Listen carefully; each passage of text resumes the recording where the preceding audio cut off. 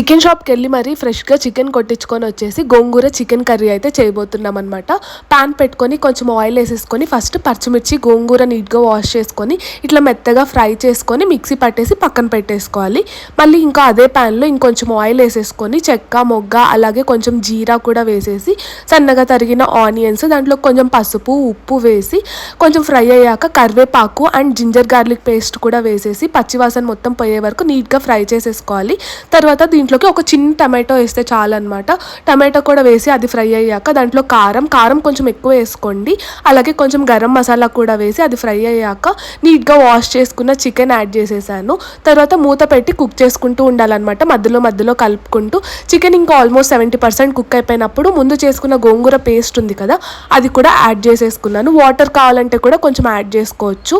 ఇంకా చికెన్ కొంచెం మంచిగా బాయిల్ అవుతున్నప్పుడు హోమ్ మేడ్ గరం మసాలా ధనియాల పొడి మొత్తం యాడ్ చేసేసాను అనమాట.